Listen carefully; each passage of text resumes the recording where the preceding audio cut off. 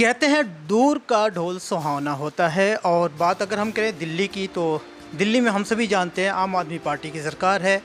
अरविंद केजरीवाल जी जो कि अब दिल्ली से निकलकर दूसरे स्टेटों में अपने भविष्य को आजमाने में लगे हैं, अपने पार्टी की साख बढ़ाने में लगे हैं। लेकिन क्या सच्चाई है दिल्ली के अंदर, उसको जानने के लिए हम बात करेंगे ज्योत्सना गोगिया जी से, जो कि मंडल महामंत्री कालकाजी विधानसभा से हैं। और क्या स्थिति है आम आदमी पार्टी की, जबकि बीजेपी पार्टी जो यहाँ पर विधानसभा में दिल्ली के अंदर जो हालात है उससे रूबरू कराएंगे बीजेपी की जो इनके पास जिम्मेदारी है। हम इनसे जानेंगे कि हालात की वजह से जो आम आदमी पार्टी यहाँ पे लगातार दावा कर रही है कि और स्टेटों के मुकाबले, प्रदेशों के मुकाबले जो यहाँ की हालात आए दिन हम चर्चा में सुनते रहते हैं कि आम आदमी पार्टी अपने लेवल पर, अपने स्तर पर बहुत अच्छे तरीके से लोगों को फ्री में, मुफ्त में बिजली पानी मुहैया कराती है। लेकिन क्या सच्चाई है, इसके बारे में हम बात करते हैं ज्योत्सना गोगिया जी से कि क्या ये सच्चाई दिल्ली की जो सच्चाई है उससे रूबरू, खासकर कालका जी विधानसभा से रूबरू कराने वाली हैं। मैम, आपका पीएनएन में स्वागत है। नमस्कार। हालात जो है आज के टाइम में बहुत बदतर हैं क्योंकि कोरोना महामारी चल रहा है, हर कोई परेशान है। ऐसे में अगर बात किया जाए दिल्ली के अंदर और ख़ासकर आपका जो कालका जी विधानसभा है, क्या स्थिति देखती हैं आम आदमी पार्टी जो एक के बाद एक दावे करते हैं, हालांकि अब जब कोरोना महामारी में भी कहीं इसको वाही लूटने के चक्कर में है, लेकिन सच्चाई आपसे जानना चाहूँगा। देखिए, सच्चाई जनता को खुद नज़र आ गई है। मैं क्या बयान करूं आपके सामने, चाहे बात हो गोविंदपुरी की, कालका जी की या श्रीनिवासपुरी की। आतिशी जी यहाँ से एमएलए ज़रूर लड़ी हैं, लेकिन मुझे ऐसा लगता है कि उसके बाद लड़ने के बाद उनको लगता है कि अपने क्षेत्र को छोड़ देना चाहिए, और उन्होंने उन लोगों को मरने के लिए छोड़ दिया है। पिछले 1.5 से 2 साल में जब कोरोना की पहली लहर आई थी तब भी वो कहीं नहीं दिखी थी। आज दूसरी लहर जो इतनी खतरनाक लहर है उसमें भी वो कहीं नहीं दिख रही हैं। तो मैं जानना चाहती हूँ, क्या आखिर वोट डालने की जो पब्लिक ने उनको चुन के यहाँ पे लाए गए थे, तो क्या इस मरने के लिए उन्होंने यहाँ पर इनको चुना था? आप जिस पे प्रत्यारोप लगा रही हैं, हालांकि आज विपक्ष की आप लोग दावेदारी निभा रही हैं आम आदमी पार्टी के बगावत में जिस तरीके से अगर बात हो रही है, लेकिन क्या आपको लगता है लगभग 2 साल का धीरे धीरे कार्यकाल विधायक जो है विधानसभा का निकल चुका है, लेकिन क्या आपके नज़रिया से क्या काम हुआ है? हालांकि जो आप जिस पे प्रत्यारोप लगा रही हैं, जो आपकी विधायिका हैं इस एरिया की, उनके काम को कुछ गिना है आपके हिसाब से? देखिए, काम तो यहाँ कुछ हो नहीं रहा। सबसे पहला मुद्दा, जो बुज़ुर्ग, जो विडो और जो विकलांग, 3 लोग ऐसे हैं जिनकी पेंशन पिछले कई सालों से रुकी हुई है, और उनको अभी तक उस पेंशन को कहीं से कहीं तक कोई नज़र नहीं आ रहा कि हाँ उन्हें वो पेंशन मिलेगी भी या नहीं। आखिर कब तक वो इस चीज़ से जूझेंगे? जो बुज़ुर्गों की पेंशन उनका हक है वो मारे बैठी हैं, जो महिलाएं विडो हैं उनका हक वो मारे बैठी हैं। आखिर क्यों, मैं पूछना चाहती हूँ। यहाँ की जो हालात है जिससे दूर के लोग यहाँ की बजाय और दूसरे स्टेट में या फिर शहर में ही देखा जाए तो उस एरिया में लोग आम आदमी पार्टी की वाहवाही से आज के टाइम में थोड़े से रिलैक्सेशन यानी कि संतुष्टि महसूस कर रहे हैं। लेकिन अगेंस्ट आप बता रही हैं, तो आप अपने कालका जी विधानसभा में जो कुछ आप गिना रही हैं, हालांकि विडो पेंशन हो गया, वृद्धा पेंशन हो गया, इस तरीके की बात बता रही है, जेन्युइन चीज़ है जो कि लोगों की मूलभूत सुविधा है। पानी और बिजली की अगर बात करें, फ्री यहाँ पे जो बहुत पहले शुरुआत में आम आदमी पार्टी का सबसे पहला ये एजेंडा था कि बिजली और पानी हम मुहैया कराएंगे, तो क्या अब वो मिल रहा है लोगों को?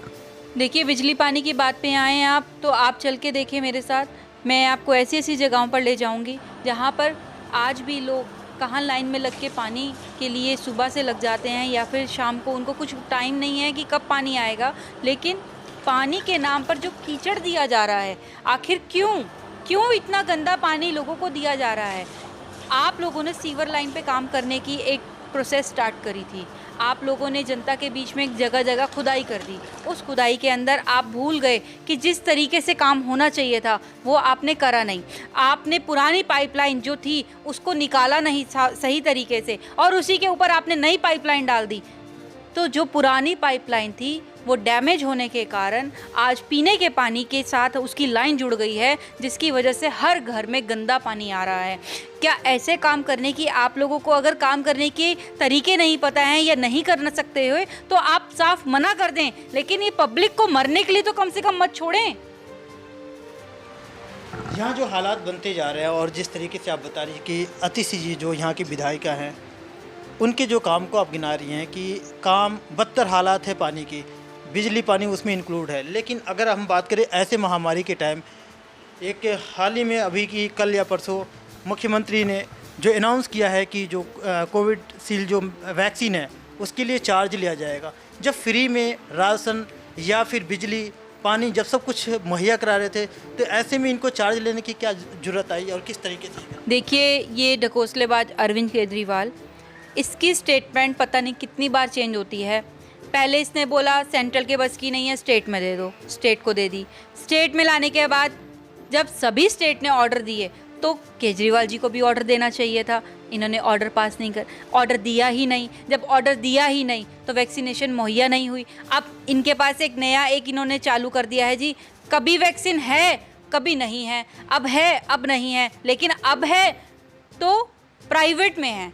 जो कोविशील्ड हमें फ्री में लगनी चाहिए थी 18 से 44 के बच्चों को या युवाओं को, वो इन्होंने 1600 रुपये कर दी उसकी कीमत। जो कोवैक्सीन फ्री में लगनी चाहिए थी 18 से 14 के लिए, वो इन्होंने 1400 रुपये उसका रेट कर दिया। क्या ये सही है? जब कि सेंट्रल ने इनको फ्री में ये वैक्सीन मुहैया कराई तो क्यों इनको आखिर वो पेड करनी पड़ रही है? क्यों प्राइवेट में जाके लोग लगवाएं जब ये हमें वैक्सीन फ्री में जब उपलब्ध होने की जो चीज़ है, इस कोरोना महामारी में लोगों के पास काम नहीं है, लोगों के पास कमाने की नहीं है, उस वक्त पे ये लोगों से ठगी करने की सोच रहे हैं कि हम इस वैक्सीनेशन के थ्रू ये लोगों को पागल बनाएंगे और पैसा उनसे लूटेंगे। शर्म आनी चाहिए। आप लोग एक पार्टी, बड़े नेशनल पार्टी की जिम्मेदारी है, और ख़ासकर ऐसे टाइम में जब जनता परेशान है, महामारी से बिल्कुल तरीके से त्रस्त है, तो ऐसे में आप लोग अपनी जिम्मेदारी क्या निभा कर रही हैं? किस तरीके से लोगों को बताएंगे कि इस तरीके से लूट हो रहा है? देखिए, मेरा तो एक संदेश लोगों के बीच में ये जाना चाहिए कि आखिर जिसने फ्री बिजली पानी की आप लोगों से बात करी थी, वो आज आपको वैक्सीनेशन में भी नहीं छोड़ रहा है। लोगों को खुद नज़र आ रहा है, मुझे बताने की ज़रूरत नहीं है। थोड़े और दिनों में लोगों को और सामने आ जाएगा कि आखिर क्या चल रहा है। पिछले 2 महीने से तो जनता देख ही रही है, क्योंकि जब लोगों को, जनता को ज़रूरत थी तब विधायिका जी अपने क्षेत्र से गायब थी। जब लोगों को यहाँ ज़रूरत थी कि हमें कोई आके पूछे, कोई राशन मुहैया कराए या कोई यहाँ पर आके सैनिटाइजेशन करे या ऑक्सीजन सिलेंडर ही मुहैया कराया जाए, तब उस वक़्त कोई नहीं दिखा। उस वक़्त हाँ, हम लोग सेवा के रूप में जा रहे थे। इसमें कोई हम राजनीति नहीं कर रहे हैं ना, अब आगे भी ऐसा रहेगा। हम लोग सिर्फ सेवा के भाव से निकल रहे हैं और सेवा ही हमारा संगठन है और इसी को ही हम आगे सर्वोपरि लेकर चलेंगे। सेवा की बात कर रही हैं तो किस तरीके की आप लोगों की सेवा, खासकर अगर आम जनता जो ज़रूरतमंद है आपके अपने एरिया में सेवा का फ़ायदा उठाए, तो क्या आप लोगों का सेवा होता है और कैसे होता है? देखिए, निरंतर लोग टच में चल रहे हैं। वैक्सीनेशन की स्टार्टिंग रजिस्ट्रेशन की हो, फरवरी से हमारा रजिस्ट्रेशन चल रहा है और अभी तक मैंने कम से कम भी नहीं तो 4 से 5 हज़ार लोगों को यहाँ वैक्सीनेशन करा दिया है।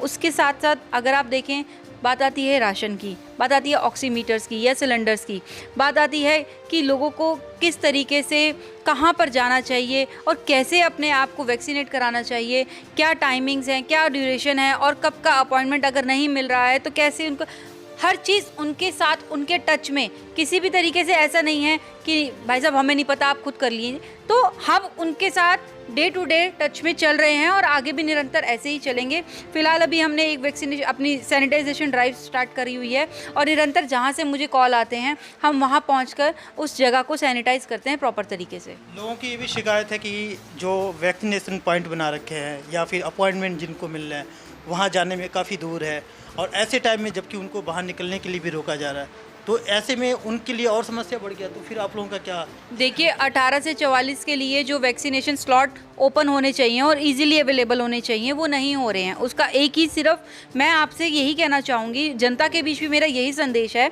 कि कब तक आखिर हम केजरीवाल के ढकोसले में फंसेंगे। जनता क्यों नहीं समझती इस चीज़ को कि फ्री का गाना वो गाता है और फ्री में ही आज वैक्सीनेशन जो फ्री में लगनी चाहिए वो फ्री में ना करते हुए वो 1600 और 1400 रुपये के उसने वो रेट कर दिया है। क्या ये जनता को नज़र नहीं आ रहा है कि ये ढकोसलेबाज हमें कहाँ किस कगार पे ला के खड़ा कर देगा।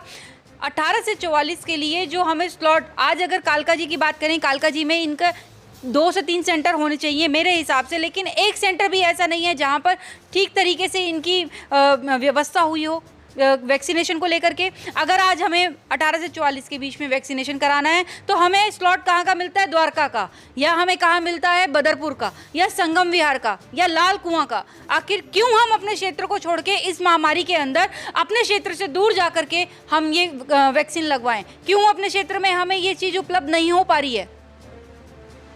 विधायक का क्या रोल रहता है? जो विधायिका हैं आखिर में ऐसे हालात में जब लोग घरों में रहने के लिए, महदूद रहने के लिए बोला जाए ताकि इस महामारी से बचा जाए, तो फिर उनका अपना जिम्मेदारी किस तरीके से वो निर्वाह कर रही हैं? देखिए, इस वक्त जो आतिशी मरलीना जी हैं वो इस स्थिति को या तो समझना नहीं चाहती हैं या फिर वो ये चाहती हैं कि यहाँ की जनता ऐसे ही रो रो के चिल्ला चिल्ला के मर जाए। लेकिन रकाबगंज गुरुद्वारे में दिखाती हैं मैं सेवा कर रही हूँ, वहाँ पर लोगों के बीच अपने आप को खड़ा करके वो क्या सिद्ध करना चाहती हैं। इलेक्शन आपने मैडम यहाँ से लड़ा था, यहाँ की जनता ने आपको चुन के लाए थे और यहाँ की जनता को आपने मरने के लिए अकेला छोड़ दिया है। मुझे तो बहुत ही शर्म आती है कि ऐसी विधायक हमारे पल्ले पड़ी है कि पता नहीं आगे 3 साल और कैसे जाने वाले हैं, भगवान ही मालिक है। आम जनता से क्या अपील करना चाहेंगे? आम जनता से मेरा यही अपील है कि घर में रहें, सुरक्षित रहें और जितना कम से कम हो सकें आप बाहर निकलें। ज़रूरत की चीज़ों पर ही या ज़रूरतमंद चीज़ों के लिए ही आप बाहर निकलें। मेरा ऐसा अनुग्रह है कि जनता को इस वक्त अपनी सुरक्षा पहले है, बाद में सब कुछ है। देश दुनिया की हर लेटेस्ट खबर देखने के लिए सब्सक्राइब करें हमारे चैनल PNN को और साथ ही बेल आइकन दबाना ना भूलें।